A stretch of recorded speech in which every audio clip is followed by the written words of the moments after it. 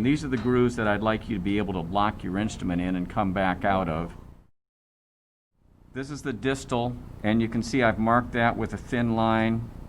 There's also the buckle right here. Here's the lingual. Those are your main developmental grooves. Now the ones that I tried to make fatter, the ones that are sitting here and over here and here, this one is one that everybody misses all the time. Those are the little depressions. And if you can't see those on your tooth, and it's going to change depending on which tooth it is. And these accessory grooves, those are the ones that you need that little scooping motion.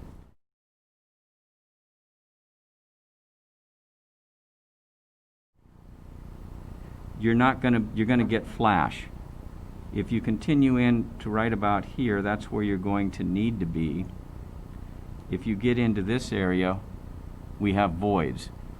And so it's going to be really important to make sure that you can get right at that edge. That doesn't show up very well, so I apologize. It does actually. On that side, it showed really well. It was better than the other side. This side shows better? Yeah, it does.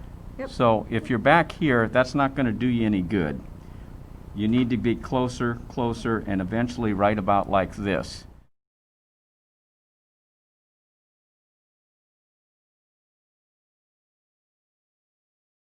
Point that's balanced there, I'm right at the edge, and the rest of the instrument goes up away from the prep.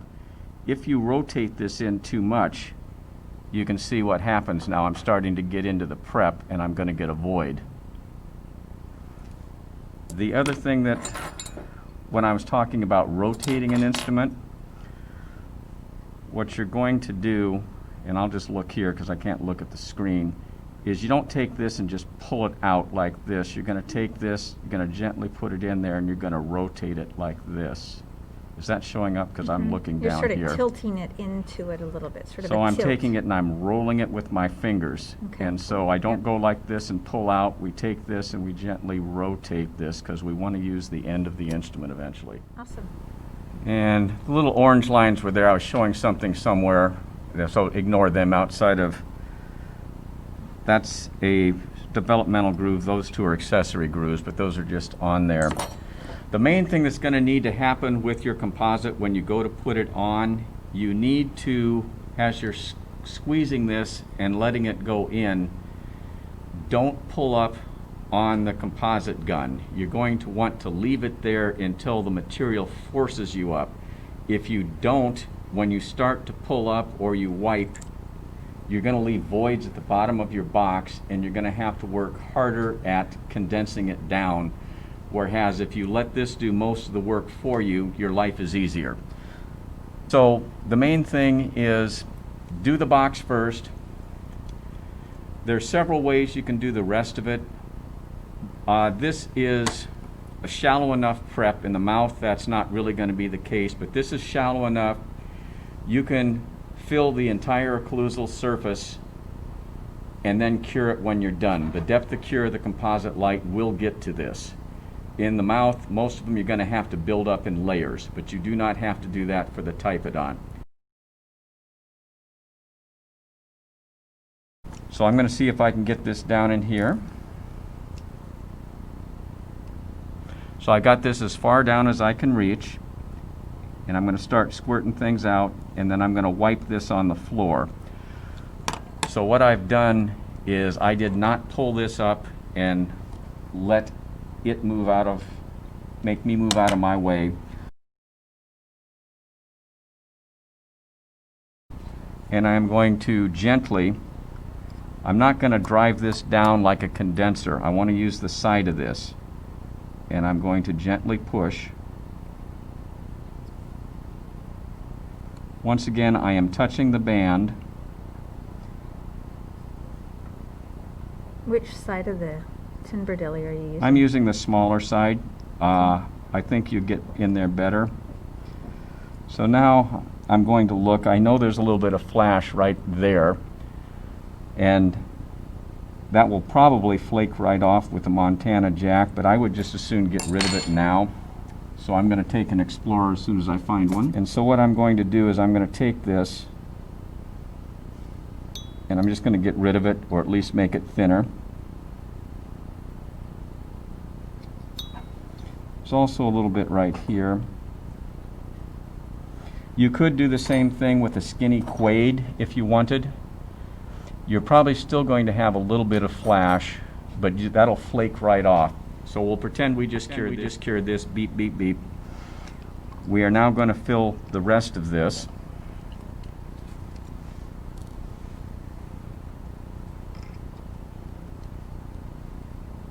You don't need a whole lot of extra.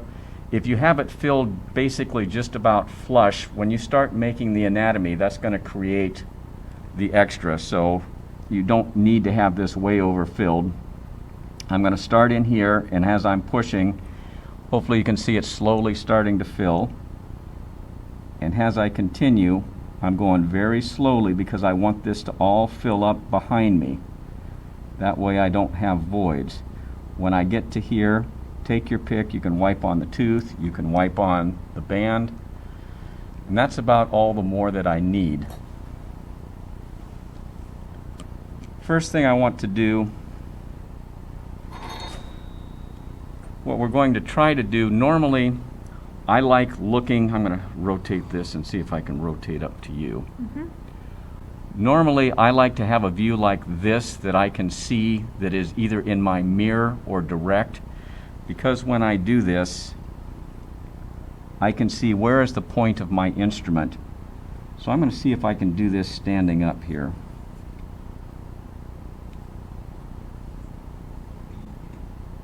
You'll notice that the composite material is quite a bit darker in shade. It's an A4. And the reason why we'll be using that particular shade is because that way then you can see it in the Typodont teeth. Now, in real life, you will be matching the shade to the color of the patient's tooth to the best of your ability. So let's see if we can make something show there. So I've started on one half. I'm not worried about flash. You can kind of see the step that's there.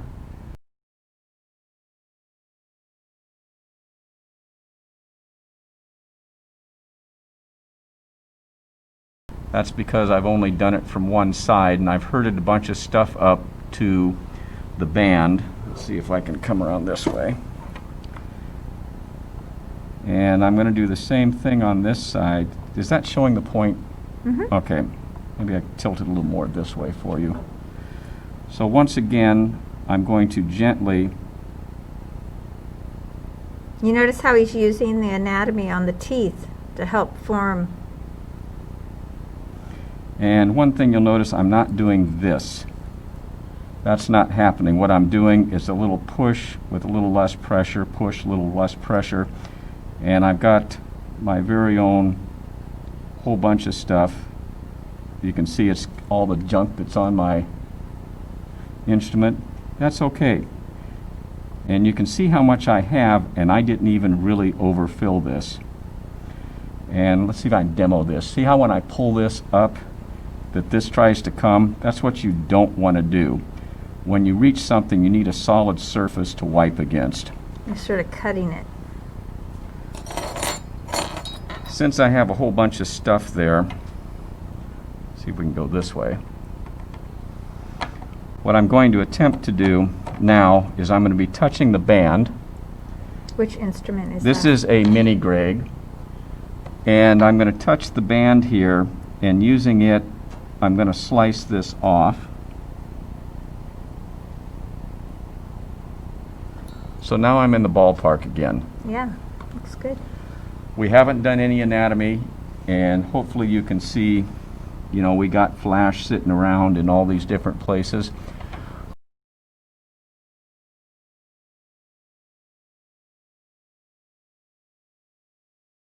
What I'm going to do next is just like where we had some little grooves that were kind of markers before we played connect the dots.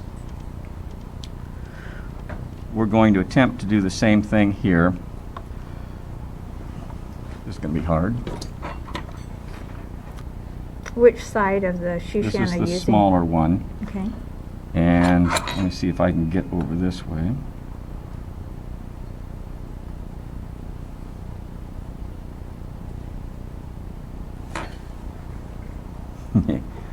Pardon me while I rotate this way too. It's looking good. I can't get there from here. Sorry, I have to turn this way, otherwise I can't see.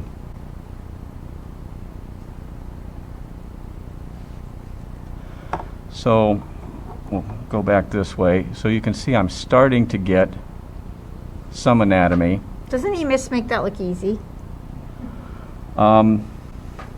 Well, we don't have any central grooves, but like I said, just like with the alloy, I'm not all the way to the center and I'm not all the way to the depth, because I need to look at this, and if I have to change it because I guessed wrong, I still have the ability to do that. This is where we're going to start getting rid of the flash, because if you don't get rid of the flash, you can't tell where your central groove is at. And I'm going to attempt to do it this way so maybe we can see. Normally I would have a rest here, but I can't. So I'm going to come back this way. And what we're going to do, in that motion I was trying to say where we lock, that's what we're doing here. That's actually really satisfying to do that. It's really good. Just to get And that if out of you're there. afraid of it, start farther away and then work towards it. Once again, I'm going to have to rotate this way, otherwise I can't see.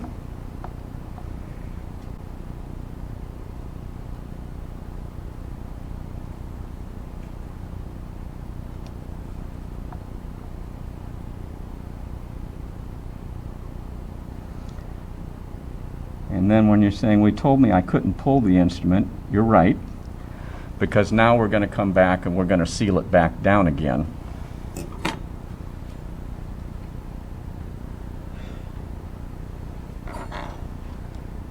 Is my finger in the way?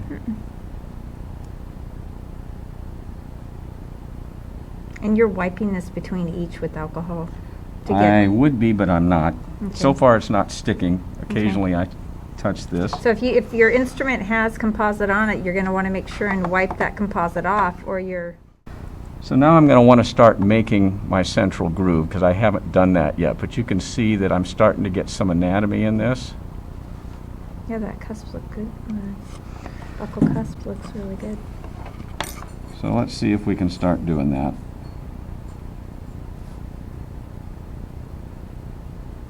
And then when I get to where my groove is, I'm going to wipe it. Now we're going to come this way. Can you see? Mm-hmm. Would it be better if it was like this? So I'm going to try to get to where my central groove is.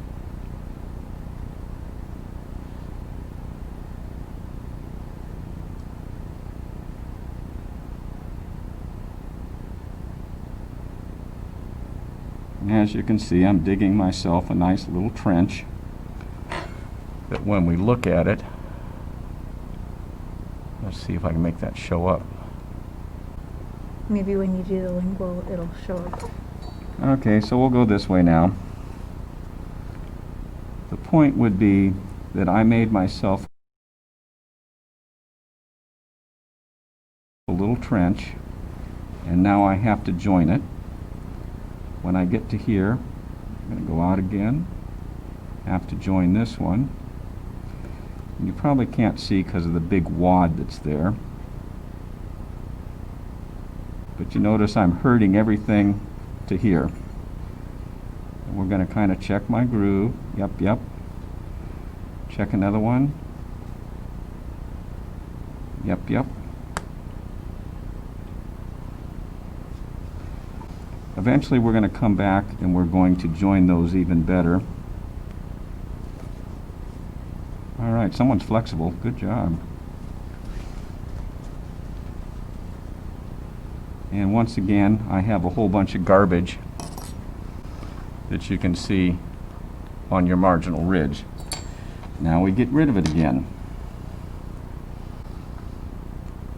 And I'm keeping this really very flat. I'm touching the band, and we're coming across.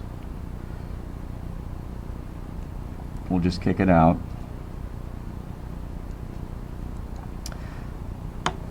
So you can see there's flash. I don't have a real quade on this one because I gave it away. So I'm going to use this. Actually, maybe I'll use this. This is a little thinner. So you don't want to leave the stuff that's sitting right in here or here. So you're going to take your instrument, and once you're past where the prep is, you can rotate this down and actually push on the band. And so I'm going to get to right here. I'm going to touch the band, and then I'm going to rotate it out. And there's still some that's stuck right down in here, so I don't like that, so we're going to get rid of it. This is where, when we start shaping the marginal ridge, that you're going to be having to look both, I'll put it this way. Down the occlusal plane.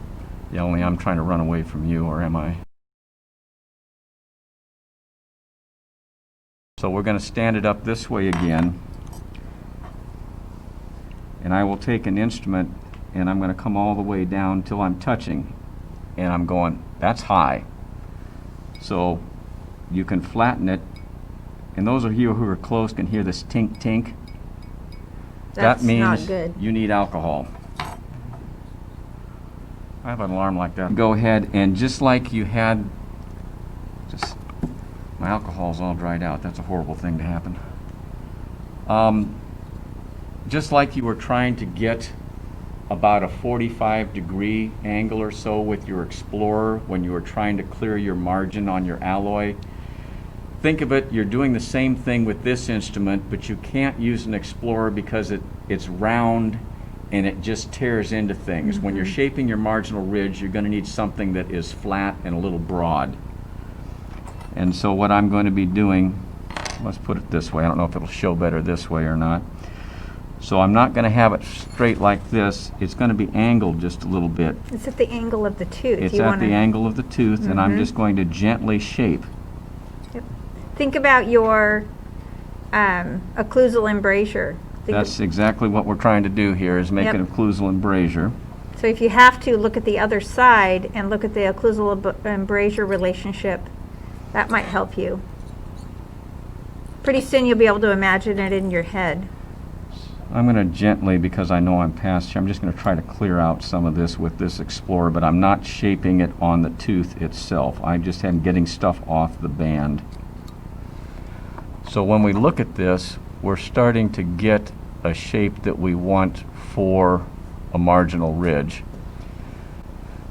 And oh boy, let's get rid of flash again.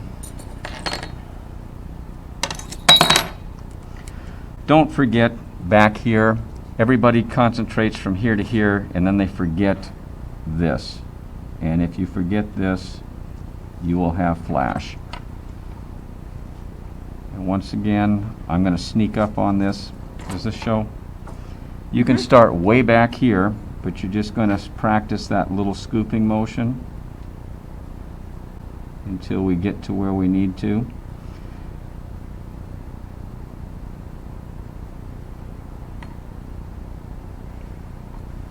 I have a bunch of flash in the accessory groove that's right here, and that's one of those that people miss a lot.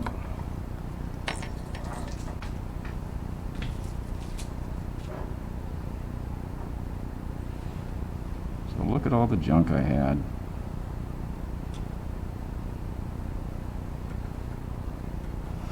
See So- how you can see the prep now? It's the right size of what that original prep was.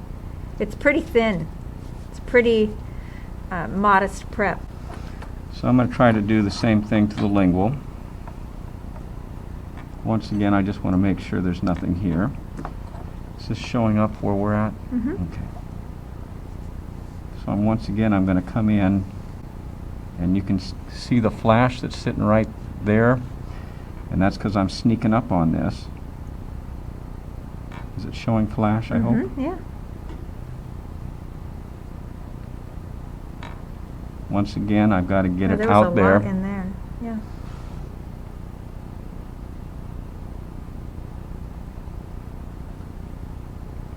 Once again, right there in that accessory groove. Dr. A, should they ever be worried about fading the blade?